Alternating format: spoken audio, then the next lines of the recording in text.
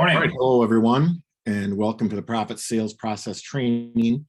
Today we're going to be talking about executing and developing sell sheets. Joining me today is Sean Fox, Tom's fearless and really dangerous in some regards son, who has been adding a lot of value to the Fox selling system. We're happy to have him. Sean, if you want to say hello to everyone and introduce yourself, we'll do that, and then we'll move forward. Good morning. Sean Fox, live in Chicago, Illinois. I've been with Fox Sales Coaching and Fox Selling System for crazy to think about 2.5 years now. And it's also just wild to look at the calendar and see that it's already mid-November. This is the 30th and final live training that we're facilitating in the calendar year 2021. We will be releasing our 2022 live training schedule exclusive for Fox Selling System users at some point in the next probably 3 to 4 weeks in early December for 2022. We are going to be changing it up a little bit. A lot of the trainings next year are going to be on different topics, so we're not going to be repeating the same cycle. We're going to be keeping them to probably 60 to 90 minutes. Some of them may even be 45, so they're going to be a little bit more tactical, a little bit more strategic, kind of how-tos, quick takeaway. They're not going to be 3 to 4 hours, so hopefully that way we can get a lot of folks to join in person or on Zoom. We've gotten some feedback that just seeing the schedule, being able to pull our teams off the street for 3 to 4 hours on a Wednesday, Thursday, or Friday is just not realistic. So we're going to be adding some new topics, adding potentially some roundtables and panels with some buyers in the industry. So we're really excited to release that 2022 schedule. And again, just wild to think that this is the last live training of 2021. It feels like yesterday that we were setting up the schedule and doing our first one back in January, February. So excited to be here and excited to close out on a strong note. Yeah, thank you, Sean. Yeah, I agree with everything you just said. It is pretty astonishing. For those of you who may not know, I'm Jim Kalake. I've been working with Tom Fox for about 10 years now. We first connected when I was at the distributor side of the business. I've been in the business for over 30 years and have really grown fond of working with Sean and Tom and just experiencing this whole Fox selling system process as we go forward. Due to circumstances beyond his control, Tom will not be able to join us. Sean and I will be doing our best to stand in his place and make this a valuable experience for everybody. Our objective. And I think we noted. No, I was just going to say there is another one of this topic that was probably presented in, I don't know the exact date, but probably June-ish, on a similar topic where Tom did join that one. So Jim and I are going to run through some of these slides this morning, but probably do this in a little bit more succinct fashion and really just kind of dive into the sell sheets and really just thinking about the objective here with this slide by developing more or closing more sales with high quality selling stories. And I think the main point we want to drive home is thinking about sales calls where we're walking in, relying on sampling, not necessarily asking for favors or relying on the relationship. We fully endorse it's great to have good relationships, but that there's no doubt that the quality of call is going to be better if we're fact-based and solution-oriented. And we think strong sell sheets can help with that. I know a lot of our marketing teams, a lot of our sales teams, and whatever, individuals within our organization are coming up with sell sheets. They're very powerful with UPC codes and pricing, taste profile about the brewery, ABV. All those things are important, but those are features. And what our sell sheets, what we're trying to kind of help, instill with all the clients that have access to our sell sheet generator is that when we can forecast the impact of our suggestion, i.e. this is the profit markup, this is profit margin, this is how much money you're going to make, that stuff we think is very powerful to really be consultative to all of our customers.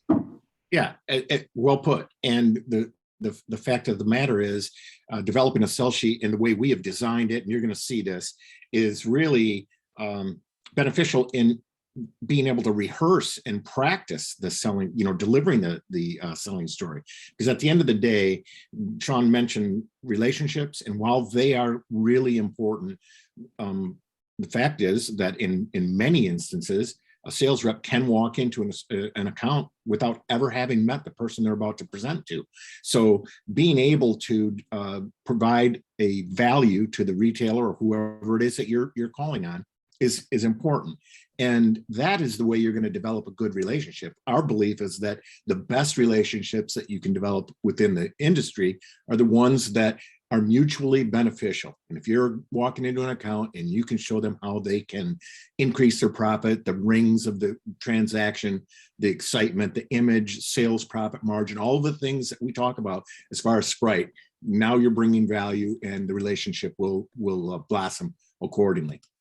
Sean mentioned that this is the last in the series of 5 for the second half of the year. We did complete these earlier in the year. We went through the same cycle, although we have been mixing them up just a tad to make them more fresh. And then again in 2022, as Sean mentioned, it's going to be even better. So, Sean, I don't think with this, in terms of launching a poll, is necessary. But let's talk about it at least in terms of what a selling story is, and well, just let's discuss the question that's posed that would have been posed in the poll. What do you think? If you create a selling story or sell sheet for one account, it's likely that we won't be able to use that selling story or sell sheet with other accounts. Would you say that is true or false? I think it depends, to be honest. I think if we go into a day knowing, hey, we're going to hit 9 accounts today, and if we create a sell sheet beforehand, the value in creating that sell sheet beforehand, in my opinion, is if we already know what that account Sprite need is. If we create a sell sheet knowing, hey, I'm going to try to be selling this, Oktoberfest or this, winter ale or this Christmas ale, there's a good chance that people are going to be looking for those seasonals right now. But if I'm just going in with my agenda, it's not necessarily being prescriptive for that account. So I think it's yes and no. I mean, I think the general gist of maybe why Tom put this together is probably a yes answer. And I think the value in our sell sheet generator is because you can put different account titles in there. So you can make them, this is made specifically for this restaurant or this liquor store. But I think we also need to remember that if we're just going in with our objective or our MBO or whatever it is that we're trying to get in that day, it's not necessarily a consultative approach. If it's, hey, I'm going to push this, I'm going to push this, I'm going to push this. Yeah. I say that it's likely that it's a false statement. And I'll tell you why. I agree with what you said. I mean, we're all about consultative selling and making sure that we're aligning our needs. But if I look at the word that it's highly likely that we won't be able to use that selling story. The selling story might, while some of the numbers might switch, and even if the Sprite need is a little bit different, the good news is that having a story built around Sprite needs with features and benefits, I would think that there's a good possibility that we use it. But you know what? Rather than debate it, we can ask Tom. We can come back and we can have bragging rights as to who is correct. But your points are extremely well taken. So Tom always likes to add quotes to everything, Sean. He's a quote guy. He would, yes, I think you've mentioned if we don't have acronyms, then we're not doing our job as consultant. And I think with Tom, you could add, if we don't have acronyms and quotes, then we're not doing our job correctly. So this is a new one to me. Yeah, I've not seen this one. I haven't either. Quality is never an accident. It's always the result of high intention, sincere effort, intellectual direction, and skillful execution. It represents the wise choice of many alternatives. Who's Willa A. Foster? I don't know. No idea. I'll look it up. Well, what do you think? What do you think of the quote? I think it just goes down to intention and preparation and truly caring about our customer. I think you can have a lot of success, by kind of just going through the motion, because a lot of our products probably are in high demand. But I think, utilizing that proper prep and, having that intention to care about specific customers and what might be important to them, speaks, I think, to that. I think it's cool. That first part is quality is never an accident. Yeah, absolutely. I mean, for me, the business world that we're in, whether we're selling beer, we're selling training, whatever it may be, I truly like to try to put myself in the position of the customer, whoever the buyer is. And then I just ask myself, whatever it is I'm trying to get across to somebody, if I'm trying to sell them, I try to consider how would I respond to what it was that I was saying. Would I feel like the person who is selling me is really taking, my best interests to heart and listening, etc. And you can go to any store, you can go into any cooler or warm or bar or restaurant, whatever it might be, and you can look at the menu and you can make the decision of whether or not you want the least expensive, the least bit of quality of an item, or the highest. So there's something out there for people. But for my money, if I'm wanting to build a strong collaborative relationship with the people that I'm talking to and providing the service to, I want to make sure that the call is quality. And it's not an accident. It just doesn't happen. It takes preparation. You have to care. I like that you commented that it really comes down to the intention. So yeah, great quote from Tom. Willa Foster seems like a one-hit wonder. Yeah, exactly. I saw a couple forums of, where did this quote come from? Who is this? Is it William Foster, who looked like potentially a Marine? But yeah, there's a one-hit wonder. No one knows who. Yes, no one knows. Okay, great. The origin or who that is. All right. What do you think here? How do you think customers respond to a selling story that quantifies the revenue and profit impact? So Tom has pulled this poll up for one of our, one of the largest beer suppliers in the world, for in different virtual trainings where there's 200 or 300 people on. And I think the number one answer, people typically say yes, like they would respond well, that would be value add, it would stand out. Again, going back to that trusted advisor consultant, being able to, forecast what it is our suggestion is going to be able to do for them. So, hey, if we get this display or this end cap or this new placement or this, Christmas or holiday display, it's going to be able to generate X, Y, or Z. And here's why, that makes more sense over giving it to wine or spirit, whatever that is. But I think the other answer that a lot of people will click is just that, hey, my customers have never asked for that before, so I haven't thought to give it. And if anything, I think what Tom might say is not necessarily that that's an indictment on the industry, but maybe buyers aren't asking for it because they're not expecting it or have never seen it from any of the reps that call on them before. So they're not, the expectation isn't there that someone will be able to forecast, hey, how much money am I going to make? It's interesting. People in the door, is it going to create impulse sales? They're not asking for it because they've never gotten it before. Yeah, you've been in the training with Tom before, as have I, where on occasion we have people who are attending the training have come from the retailer side of things. They've either worked in the on-premise or at a retail, and he always will reach out to that person or call them out and say, how often did your the people who called on you come in with a suggestion that was going to help your business, that quantified the sale? And in almost in every case, their reply is never or hardly ever. So the answers that people could have chosen for this poll are, one could be that they would respond very well. Who wouldn't want to know about the impact of your suggestion? Two would be, okay, I guess they never asked me about this before, so not really sure. Or three, not too well, my customers don't care about the numbers. So I think that we could agree that one would most likely be the appropriate answer. I mean, this is just a poll; it would get somebody's opinion on it, but I can't really think of who wouldn't want to know, the profit impact and revenue of a suggestion, right? I mean, yeah, no, absolutely. Especially if we've already uncovered that person's worried about profit, or they're worried about traffic or creating a certain image. That's going to be powerful to be prescriptive to what they are looking for to do with their business. So, for those of you watching this, to me, this is a really important slide. We talked yesterday or 2 days ago during our training session, and I had mentioned that this is one of my favorite slides I've ever seen Tom present. And I remember it, but the first time that I had been exposed to this slide was probably 10 years ago, approximately.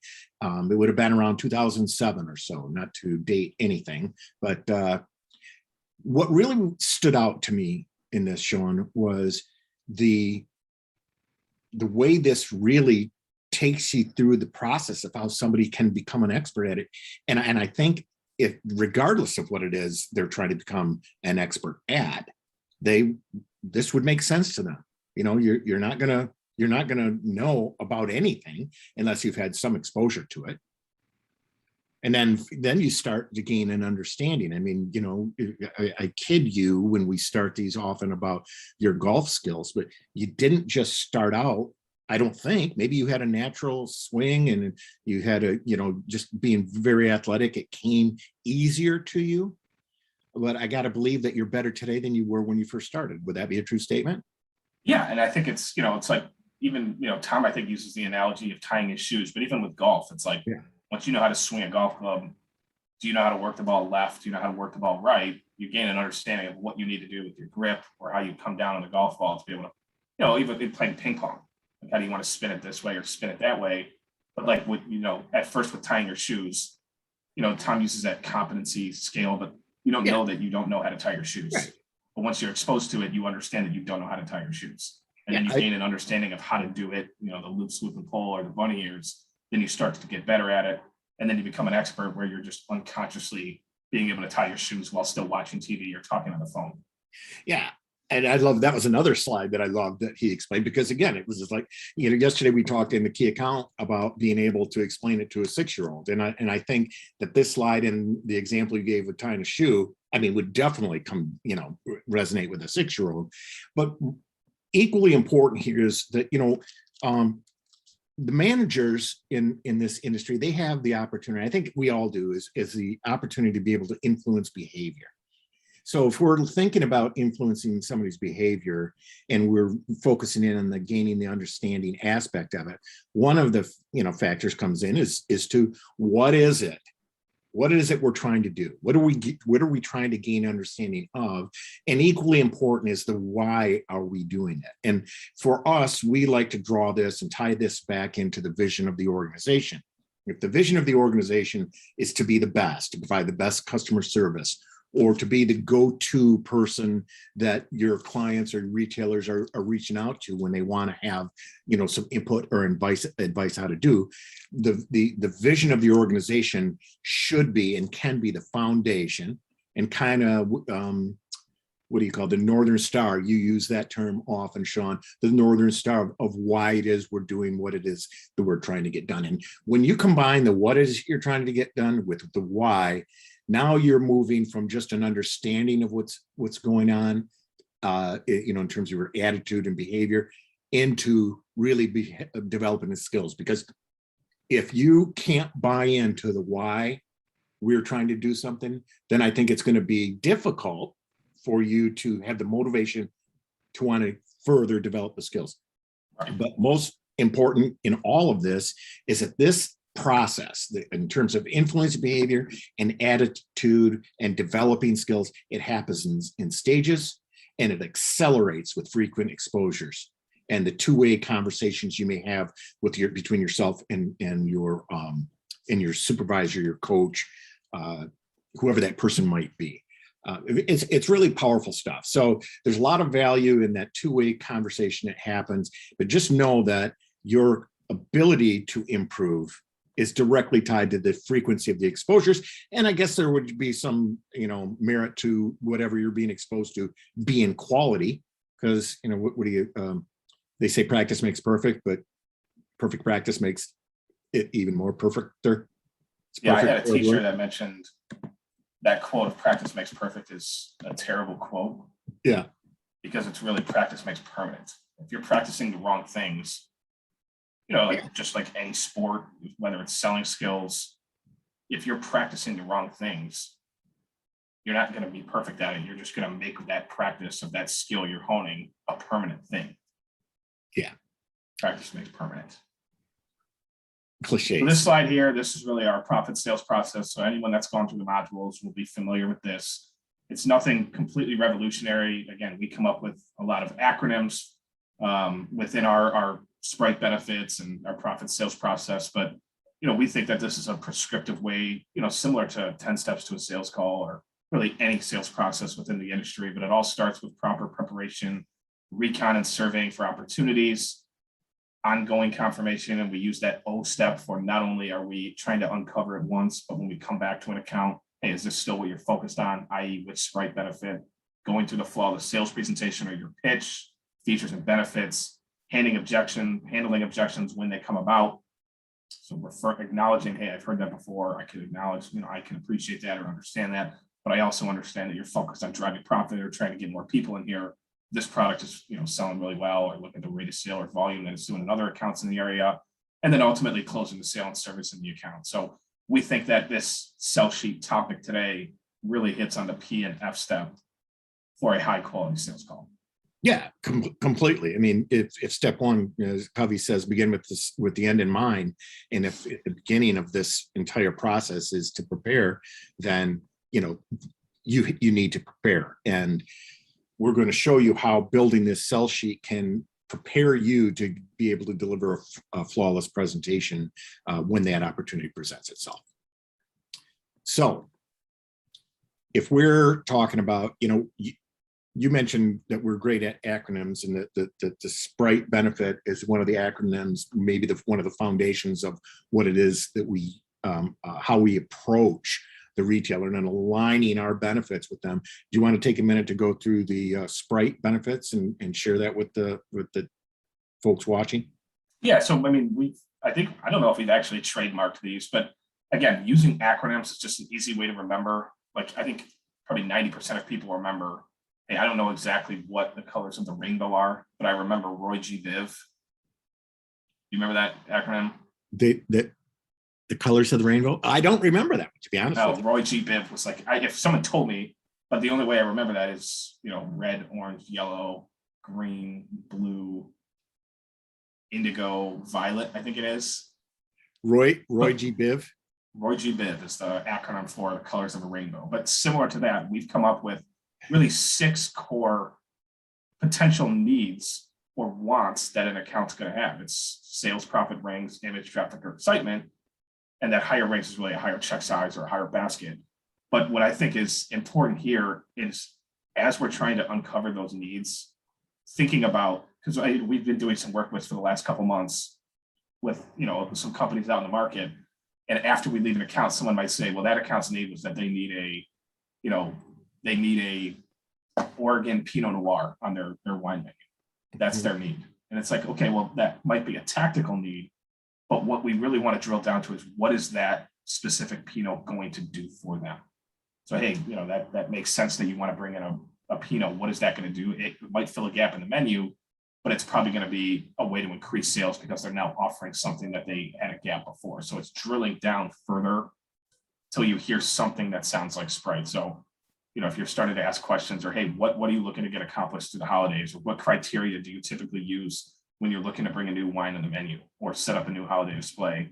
They might say, well, hey, it's got to look cool. Okay, well, what does that necessarily mean? Maybe that sounds like excitement, or sounds like image.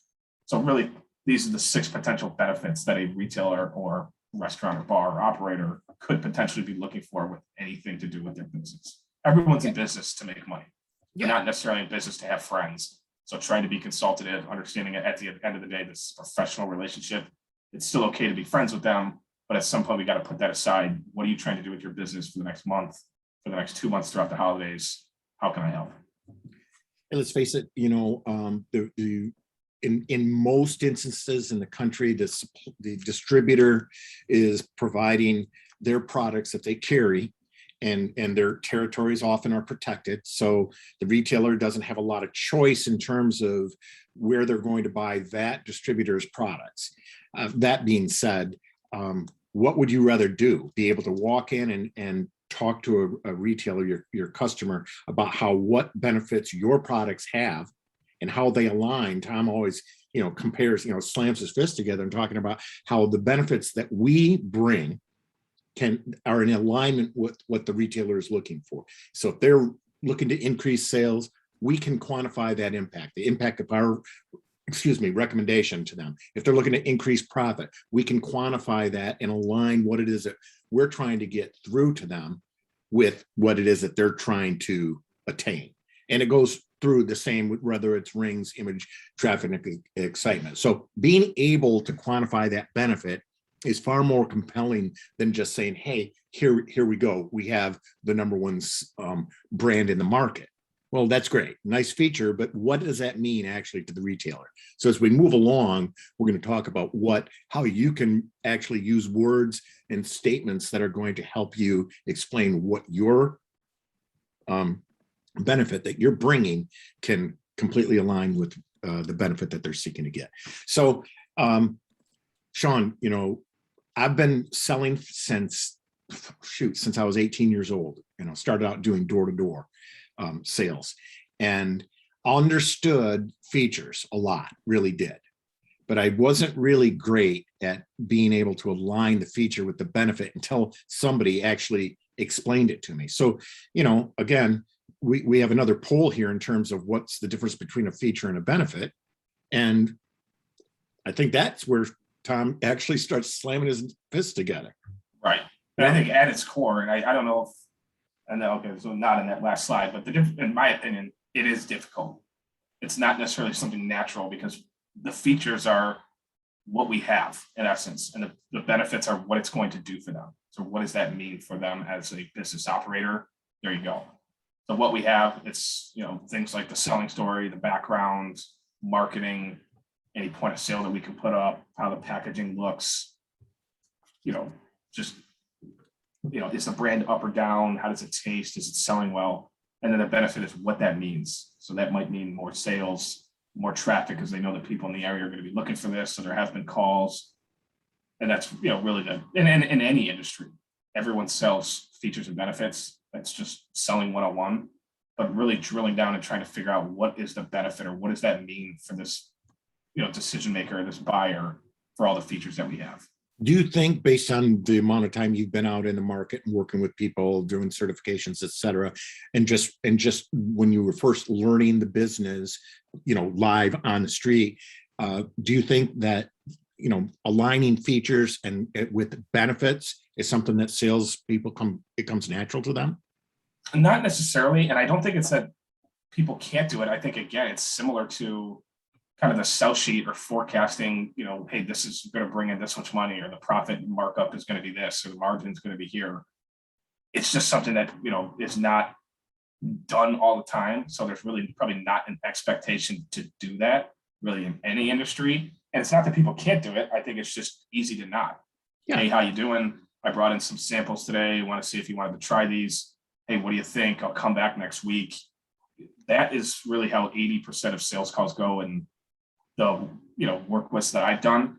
And again, there's not necessarily anything wrong with that, because if that's how everyone else is doing it, you're not doing anything wrong, but you're also not standing out in a good way. No, and it, again, to me, I mean, for the benefit of just getting past this slide, it is really pretty simple. It's the feature is everything that you have.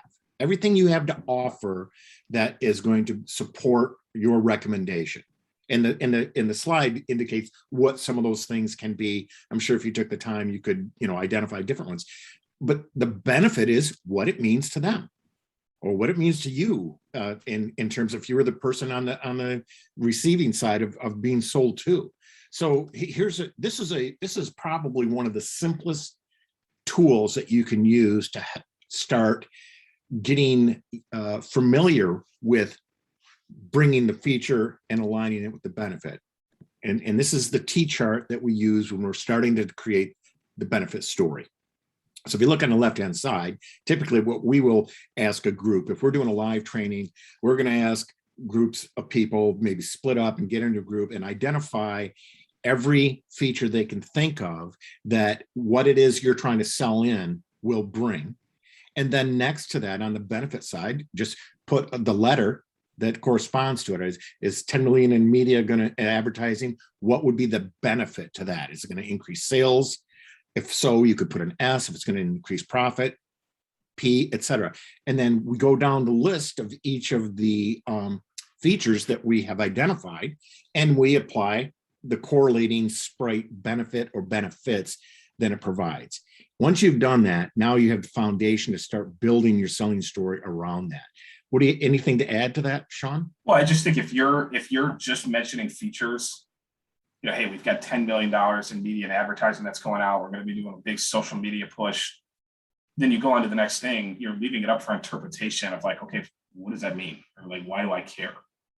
Or like, why did you mention that? If it's not like, well, hey, we've got a big social media push. We're going to get some influencers going. People are going to see this. There's going to be some excitement around it. Next time they're in the store, they might be like, oh, I forgot, or subliminally, oh, I forgot I saw that, new Truly holiday pack, that variety 12 pack is out. I saw a couple commercials for it. And maybe I'm going to think about trying that. They got some cool new flavors, but if that social media push isn't out there, people aren't going to think about it. They're not going to know about it. So if you're like, hey, we're doing a big social media push, when people see this creative display, they're going to be like, oh, I wanted to try that, or I've seen this before.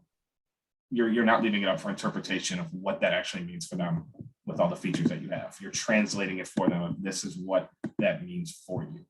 Yeah, and if you're not, it's either that you're unaware or you're taking a lazy approach to it, and you're just assuming, to your point, that they leave it up to interpretation, or they get it without you even saying. I mean, I suppose if you're talking to a store owner or bar, and you said that the brand that you're recommending is going to be providing $10 million worth of media during the Super Bowl, that they would realize that would have some benefit. But it's what's better, just assuming they would know that, or telling them the benefit to you is that right. People are going to be seeing this brand, they're going to come in your store, they're going to recognize it, they're going to be looking for it. And it's going to help you increase your sales, which is what you said you wanted to do. And you can go on and on. The last thing I want to point out on that, Sean, too, is that if you consider how how the proliferation of brands and pack size at SKUs that's in the market, every person walking in the door has something that they want to get on the shelf, be on tap, whatever it is that you're trying, if you're on or off premise, you all want the same thing. You want your client, your customer to choose you. Well, if you don't have a compelling reason for why they should do that, then you are really reducing your chances. And I would make the argument that the smaller, the more refined or special your products are, the more importance it is for you to be able to identify and quantify the benefit that you're trying to get across.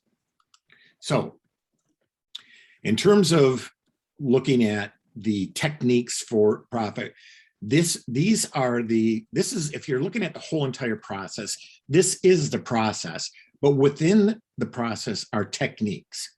So when we talk about ongoing confirmation of the customer needs, if we have in fact identified that, now we're able to create a presentation that is built around what their customer needs are. So we're getting into now the flawless presentation side of things. We're either making the assumption here that you have identified, and it's an ongoing confirmation of the customer's needs. And what would that sound like, Sean?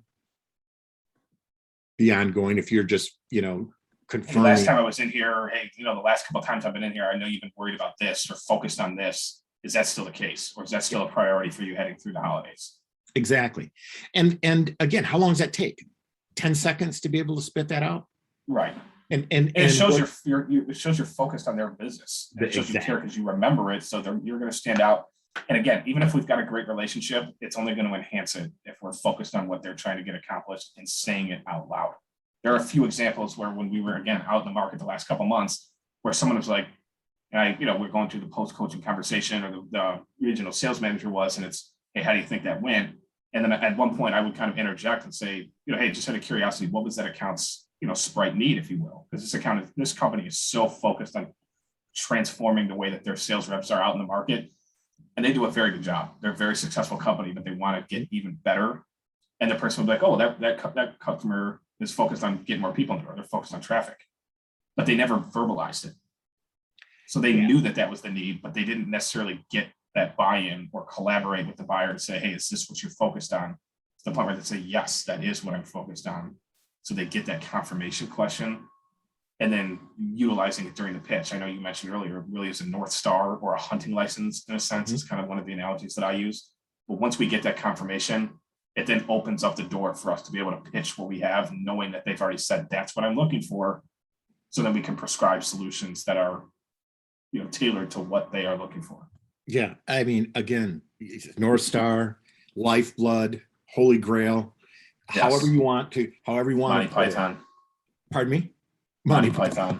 Yeah. So we can't, there is nothing we can say that would overemphasize the importance of first uncovering it, the need, and then having that ongoing confirmation, because everything else flows from there. If you know it then the remainder of the process and the techniques that we use within that process are directly tied to knowing and understanding what the need is.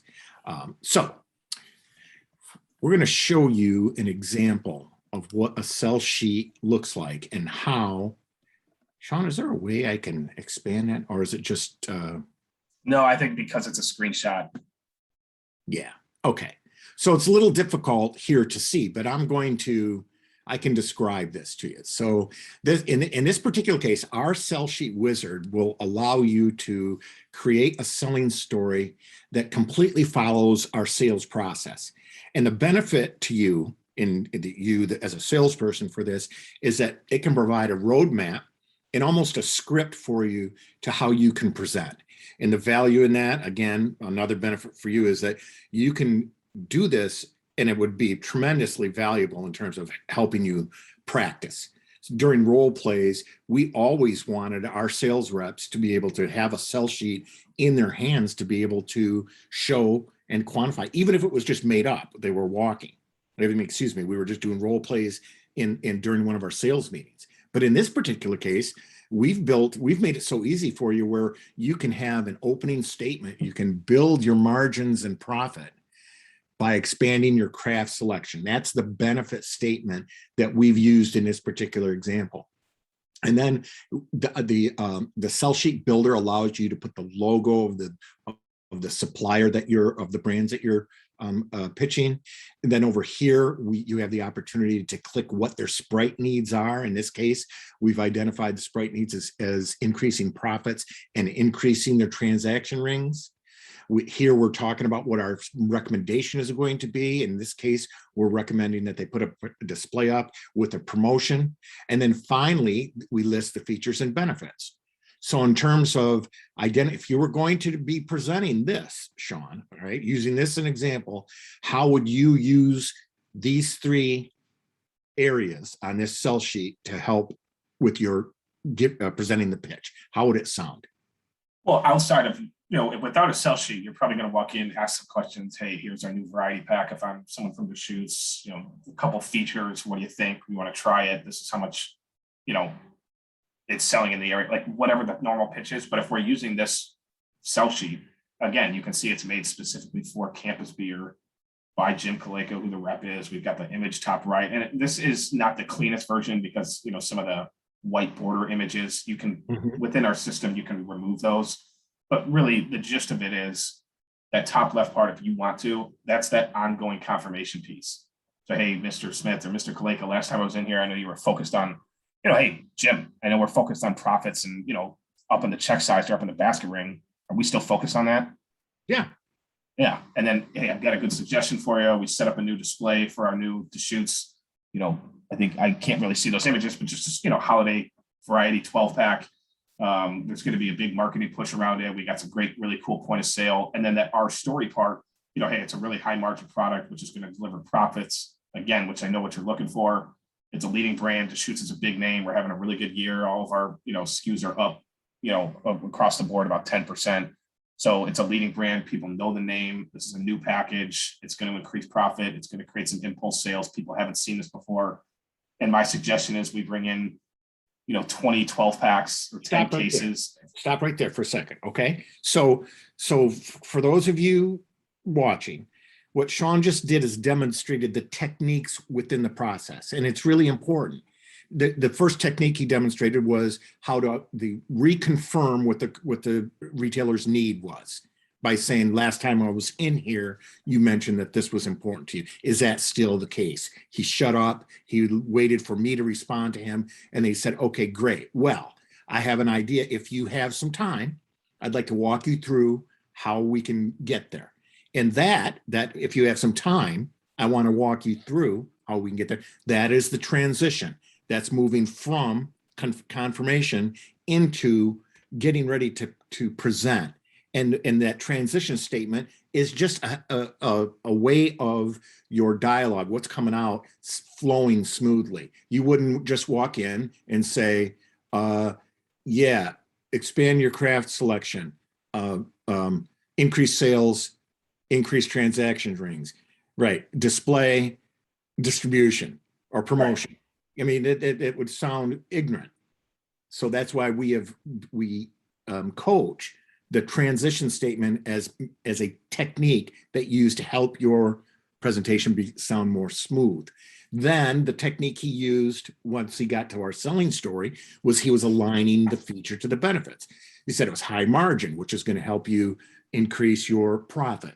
Said it was high margin, which is going to help increase the transaction rings, which is what it was that you were looking for. So every time he mentioned a feature, he then aligned the benefit, which means, which will provide, which will deliver, which will increase, whatever is you use to align that benefit with the feature. That is a technique.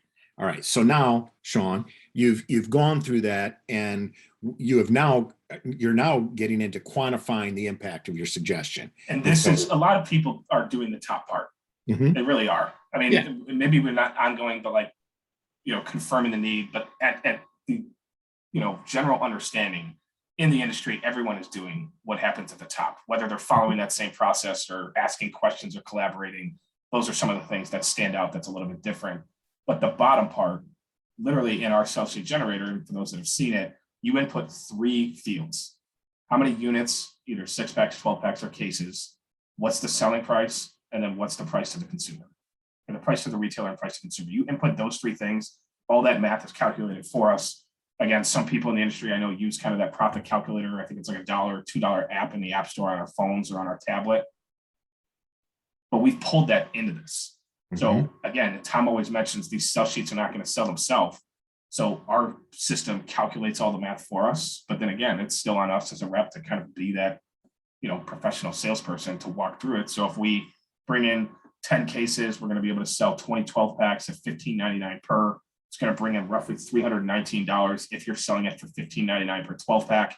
And the other cool aspect is if we on the fly wanted to jump back into the system and show what the revenue would be if we sold it for $16.99 or $17.99, you can quickly do that by just editing the sell sheet within the tool in the Fox selling system.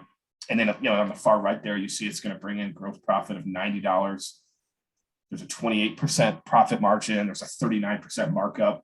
So all this, again, is going to help you pull in those profits that I know you're looking for. It's cool packaging. It's new. It's going to sell. People know the Deschutes name. We're the number 6 craft brewery in the country. I think this is a great suggestion for you. A couple other folks within the same zip code have started to pull this in, and I think it's really going to start to fly off the shelf. Mr. Clayton, what do you think? Yeah. And then the other cool part about this sell sheet is that not only can these be printed and kind of left behind as a handout, but you can also text them, you can email them.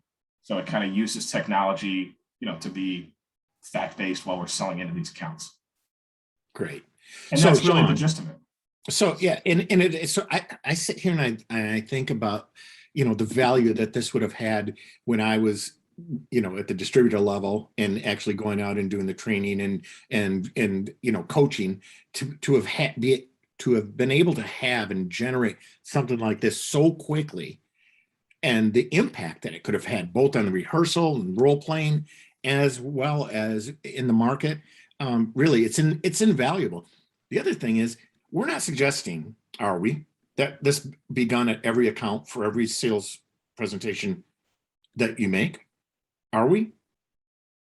Not necessarily. I think it's a great tool to use in accounts where we don't know the buyer that well.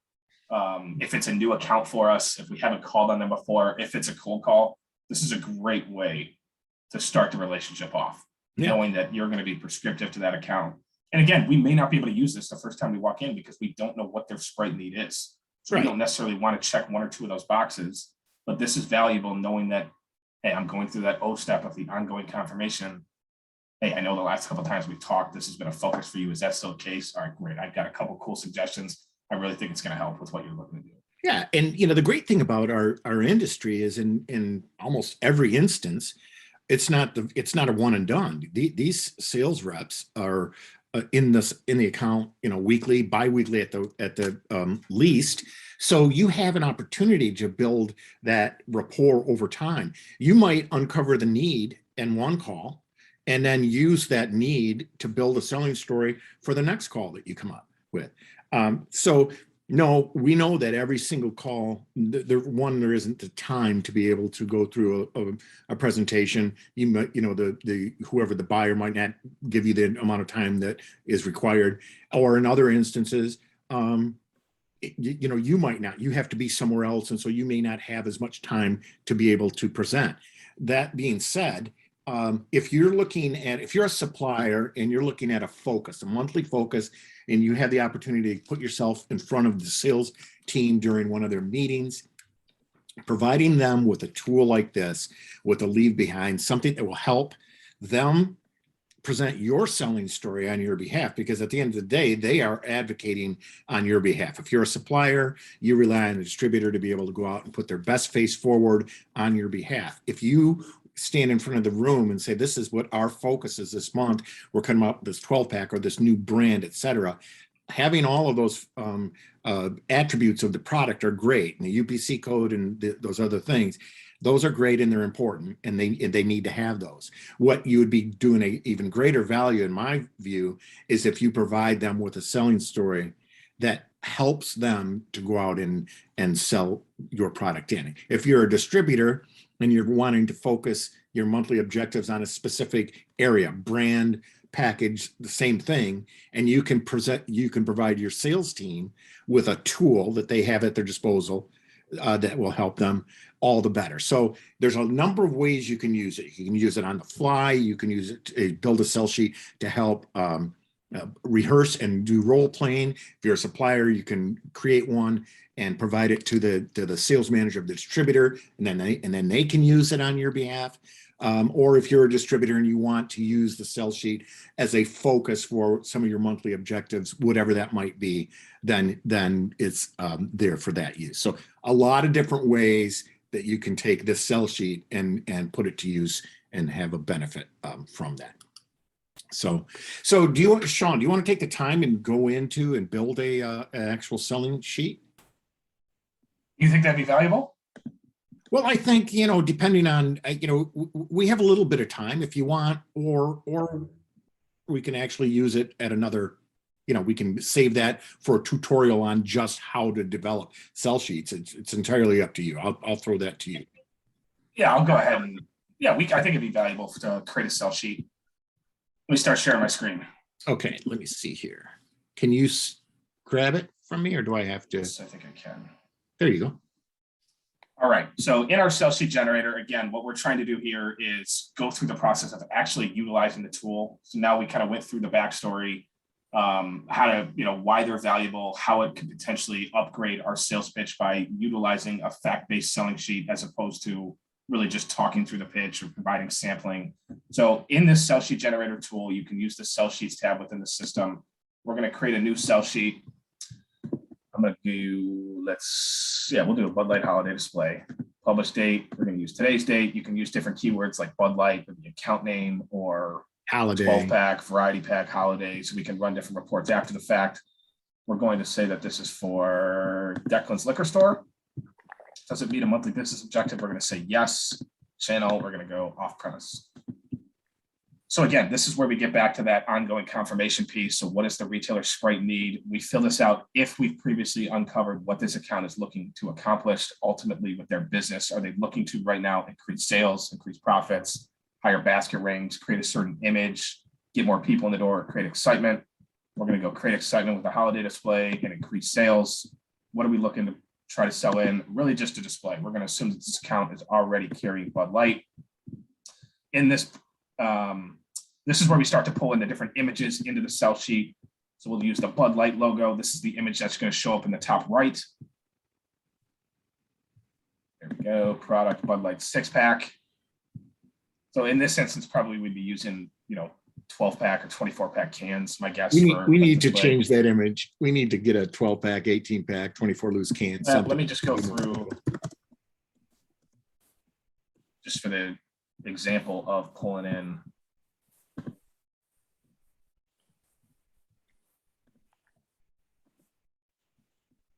So this is how we add images on the fly. Yeah, this is Sean just Googling, an image for Bud Light. What's that, 24-pack?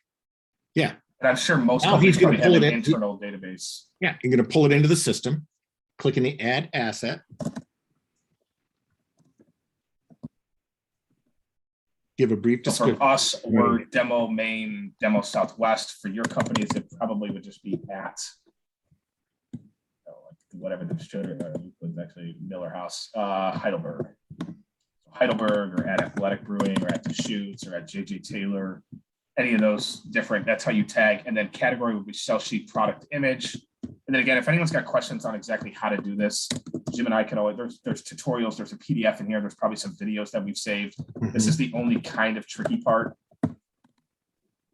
We go LE for Learning Evolution, space, sell sheet, product, all one word. And then we'll go Bud Light 24 pack, all one word. It looks a little tricky, but it's not necessarily. We go next, and then literally we just go back to where we save the image on our computer. All the Athletic Brewing logos, Austin, Bacardi, Avery, Beatbox. There it is. There we go. Bud Light 24 pack. See it just populated in the background, update, and literally we're done.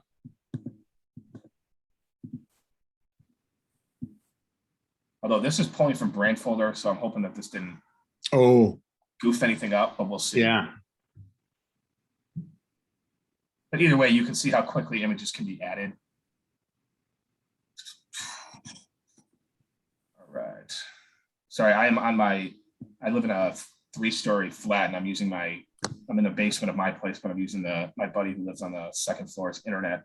Comcast, we've got a new house being built across the street. We got People's Gas and ComEd and all these companies can't even park on the street. And Comcast has been down for almost 3 days now. Hey, over $200 a month for Comcast, and it doesn't work. Yeah. I'm switching to YouTube TV, and I'm switching to AT&T broadband. I don't blame you. Sick and tired of it. Yeah, I don't like. Okay, why is this loading so long? Yeah, it's almost like it's frozen. Right.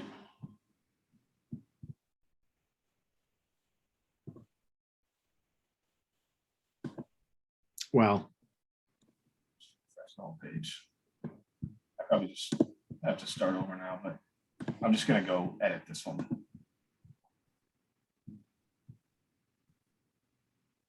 Yeah, my internet's clearly not working great right now. there you go. You have to be in line. I'm just going to skip.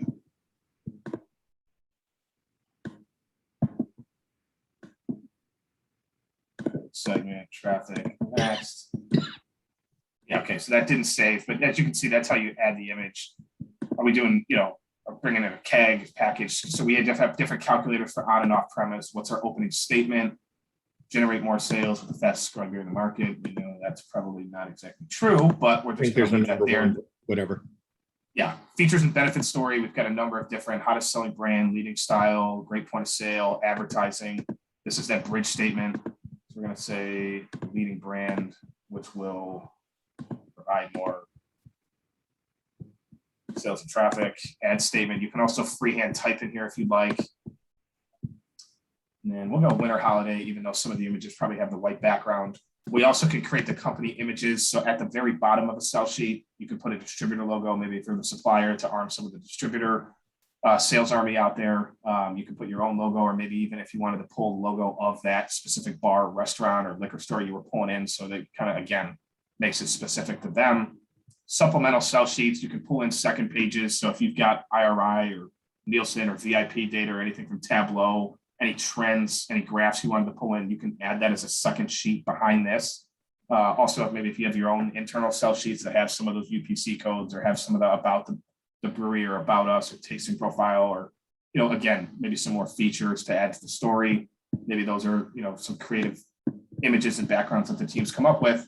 And again, this is where the calculator comes in, and this is the last part of the sell sheet. So how many cases or units are we looking to bring in? 30 units at $19.99. So that's 30 24 packs selling for basically $20. The cost to the retailer, $14.99. I don't know if it's exactly that much. My guess is it's probably not. They're probably not making $5 per Bud Light 24 pack. What trade math technique do we use? We click next, and we're literally done at that point. It takes usually 2-3 seconds to populate. And then once it does, we'll click the finish button. And again, that at that point can be printed out. It can be texted. It can be emailed. So there you go. Excellent. Very festive. Now we can view the sales sheet. But this here is where we click the share button. You can type in the person's email address or phone number. It gets sent instantaneously. If we wanted to duplicate and edit it, so again, if we knew that this was, hey, I'm probably going to be pushing this holiday display for this day, and I know I'm going to be visiting Uptown Rick's Snacks or Declan's Liquor Store, Wagon Wheel Wine and Spirits, I could duplicate and edit and just change the account name if I'm going to be using the same selling story. But here comes that Bud Light image top right. The product image is here. And then again, this is our selling story. You saw when I inputted those 3 different fields, 30 24 packs being brought in, sold for $19.99, being sold to the actual retail outlet for $14.99. When you're going to make $5 per 24 pack, 25% profit margin, 34% markup, and $150 in gross profit. Knowing you're looking to increase sales and create some excitement, I think this holiday display is going to be something valuable for you. What do you think? That really is the process. Again, uncovering needs, our suggestion, feature and benefit story, calculating all the math, it does it for us. And then we just kind of articulate and walk through that selling story.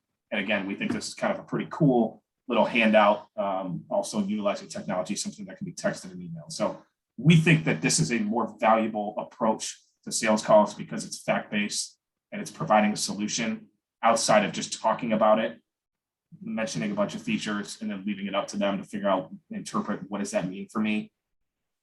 This literally is what it means for you. You can make $150 profit. What do you think? What I think, Sean, is you did a great job. And the fact is, the little hiccup with the internet notwithstanding, doesn't take long at all. Right. I mean, it really doesn't. And again, once it's in there, you can edit it for anything. I mean, the likelihood of somebody selling Bud Light 24 packs is pretty high, right? Right.